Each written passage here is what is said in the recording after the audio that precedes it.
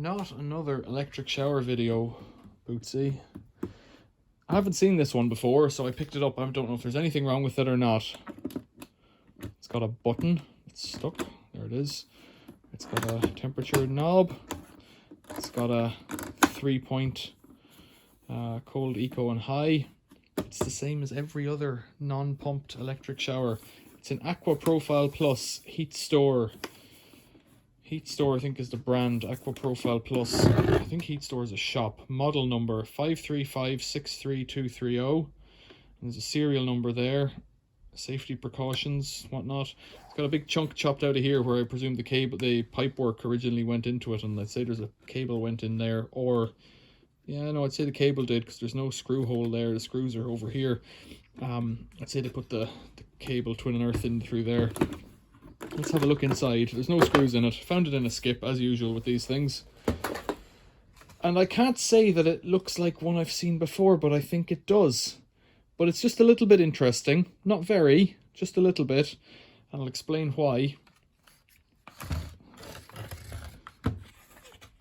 This one, you can take this clamp off here, and then the element just pulls out. So I might actually do that, because I'll have a look at the element inside. But what I noticed about it was, it's a kind of a fast fit or a multi-fit one. So you can have the pipe coming down from the top here, down from the top here, in from the back either side, or up from the bottom either side. Now you could just drill out this little area here, but they've somehow gnawed all this out for some reason. But what's interesting about it is, it has, I'm dripping everywhere. It has an inlet here and an inlet here. I've never seen that before. It also has for power in here or here. Instead of the, I think, Triton one, T80 something, T80i or something, I don't know which one it is. They flip the cables across, so it's just one cable, but you can move it side to side. Likewise, down here, the inlet, you just flick it over. It's just got one inlet. This one has two, which is kind of bizarre, you know? So what I'm going to do, let's take out all the screws that we can see. We'll just take it apart, and I'll talk through it.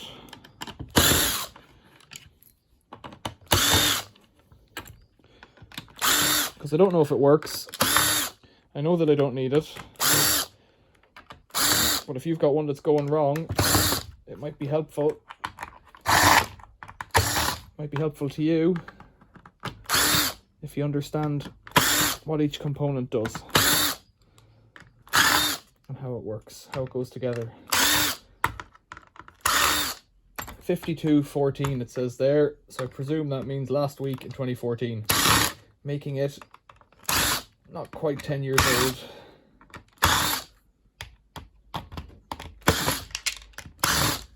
Oh, they love screws, don't they?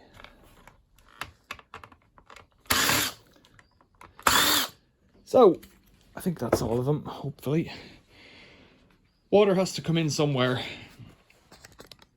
So it comes in here on this one, and this side's blanked off with a plug. It comes in to this unit here, which has some kind of a filter, I imagine. Something like that here. We'll have a look at what that is. And this is a solenoid that lets the water in or out when power goes to it. So you've got power coming from this switch, letting it in here. You've also got a light. What do we have? We had a light up at the top for power and auto reset, which is a feature I don't know about. So I'm trying to trace where that goes. Yeah, maybe that's got something to do with this as well. But the cables are all white, so I don't know. Don't know about that auto reset function. You might tell me about that in the comments. I'm not a shower installer or repairer or anything like that. I'm just somebody in the shed having a look at these things. Water comes in. That might be a filter. We'll have a look at that. This lets the water in. This switch, this solenoid is blocked until you turn it on. Then this is a flow regulator. So if you want the water hot, it lets less water through. You turn it to hot, it lets less water through. Down to a trickle sometimes with these things.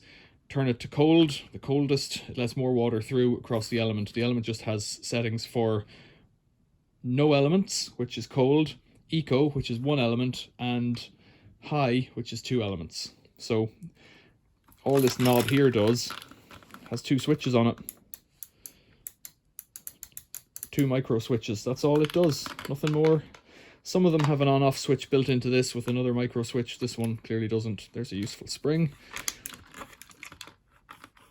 Sometimes there's a pressure thing in there as well, so that if there's no pressure, water pressure coming in, yeah, this one might have it. There's a diaphragm in here, so if there's no pressure coming through, it won't work. So there's a little tiny hole in there. This has to get blown in. Yeah, there's a diaphragm in here, and that won't let the switches come on somehow unless the back of this is pushed forward, pushing something forward. This fellow here has to get pushed forward a bit, otherwise it won't turn on with these switches here.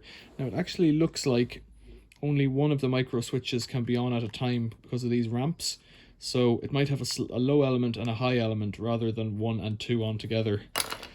That's how that looks to me. Power coming in. Let's get these cables out because these blocks are useful to keep.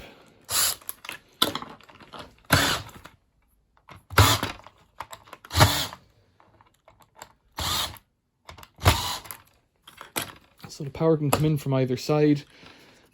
Let's take that cover off. What was I going to look at first? Water comes in, flow regulator. That's just a thing that has a screw in it that kind of blocks the path of the water. So when you twist this, it pushes this fellow in or out. You can see the screw thread in there. And all that does is this little thing with stars on it just gets in the way. Slows the water, doesn't slow it, just gets in the way of the water coming in.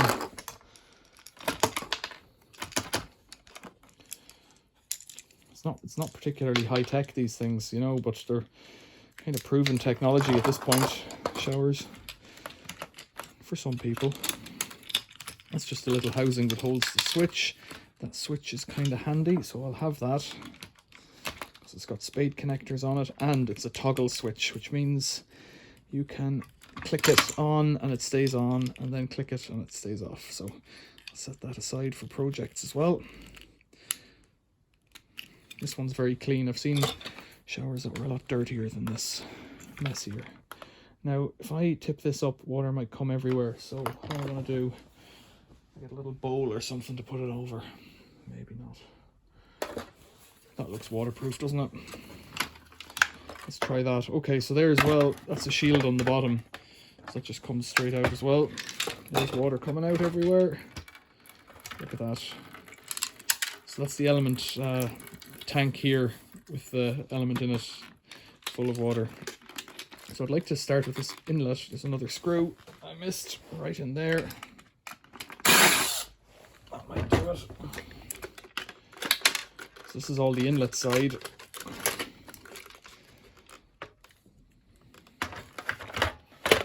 Rather not spill everything. I'm going to save those pieces of plumbing parts because they'll come in handy as well. If you're in the business of smashing washing machines, these little spade connectors can be handy, but that's another story. Check it out on the channel if you are interested in that kind of thing. So that's the flow regulator, and you look at the size of the hole the water actually comes through. Is that right? Where am I? No, that's the pressure side. So the flow regulator one lets the water out through there. So it still has to come up around here. So it has to go through quite a small orifice, really. Solenoid, does that come apart here? Usually will. Doesn't seem to want to here. Okay, so I want to see what's in the bottom here. I think it might be a filter, but I don't know.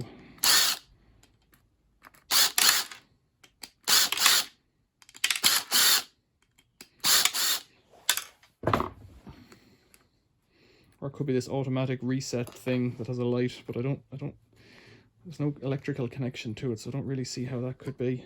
Yeah, it's just a little filter. That's all it is, just a little filter in the bottom with some stainless gauze. Stainless gauze there and an O-ring. Another stainless gauze down the bottom there. Right. And that's the solenoid, same as in a washing machine or things like that. Right, so then this is the element. This is where all the magic happens, so to speak. Let's get that out. Let's try and drain it out. I've got a cable tie here getting in my way.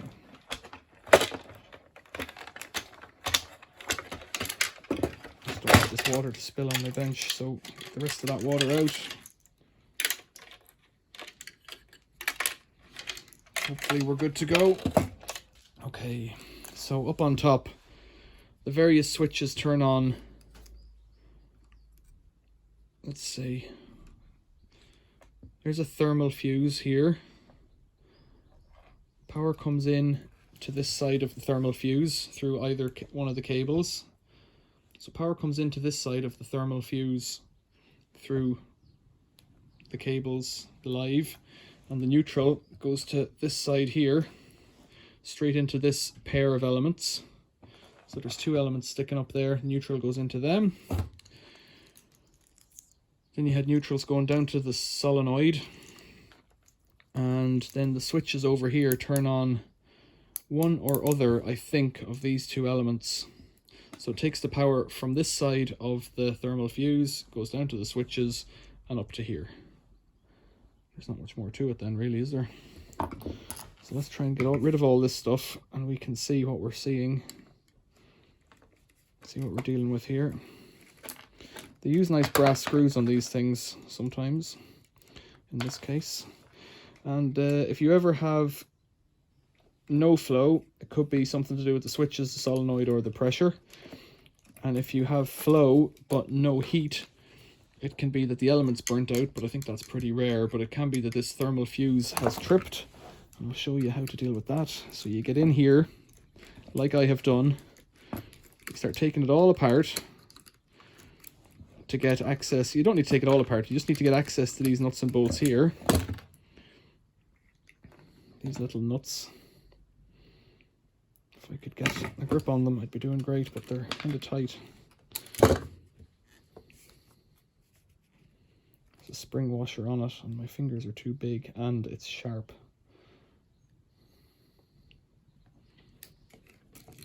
Right, so that's that side off. Then you have to get this side off. I'm going to, for expedience, cut the wires, because this is never going to get used again.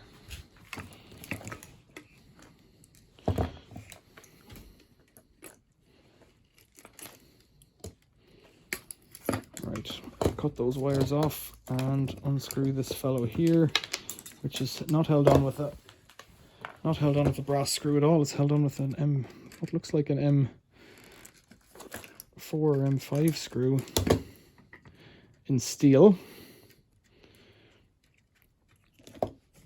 There's the neon lights there. Pure chaos on the bench. So yeah, if it won't get any heat into it, check this fellow. This is the thermal fuse. Now granted, if you're not an electrician, you really shouldn't be in here, but you might be on an island in the middle of nowhere. This little thing here underneath pops out, and to reset it, you just push it back in. It won't rattle like that. It'll be snapped out. You just have to snap it. You can feel it. Snap it back in, and then it stays in. There's a model number, part number. They're all pretty similar, even though the ones I've seen have all got different numbers on them. So last but not least, let's try and get in here. I don't want to come out, so there we go. There'll be a couple of O-rings in here maybe, because this could get, you know, hot and have a bit of pressure in it. No, just one O-ring. There's the elements. And this fellow here, this black hose, is the pressure relief valve. And in there is a little rubber ball, and if it boils, if the water boils, that pops out. And it's non-resettable, but I don't know if you can manually reset it by unscrewing this fellow. See, it's just a little rubber plug or whatever it is, that black thing in there. And there's a copper pipe, so the water comes in through here at the bottom, rises up, and goes out this copper tube here down to the bottom to your shower head. If I give that a wiggle, it should come out. If I could get a grip on it, or push this in and give it a twist. It's just held in with a O-ring or a pressure fit. That's a piece of copper. Can be recycled. That's just plastic. Some of these are solid copper, some of them are plastic and copper, some of them are kind of crimped on so you can't take them apart as easily. These are all copper tubes filled with what's it called? It's the same stuff, mineral insulation. Magnesia, is it? Something like that. Is there a date on that? 8.5 kilowatts, 240 volts. So that top is solid copper, and those are brass studs. So that doesn't mean much, really. I've taken one of these apart before, and they're quite simple to take apart. You cut them off the top, unroll them so they're straight, and then get a grip on here and just pull it out and wiggle it and pull and keep tapping it so that the magnesia dust, magnesium sulfate, is it? Something like that. It keeps dropping out, and then freeing up the wire, and you get to the wire, because 8.5 kilowatts is quite a huge resistance wire. Like if you think a normal kettle is only 3 kilowatts, so that's basically 3 kettles together, and that's the way it can, you know, heat the water so quickly while it's flowing. Right, 16 minutes of me waffling on about an electric shower that I know nothing about. What do you think?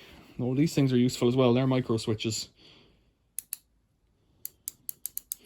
Honeywell micro switches, no less. They're goodies.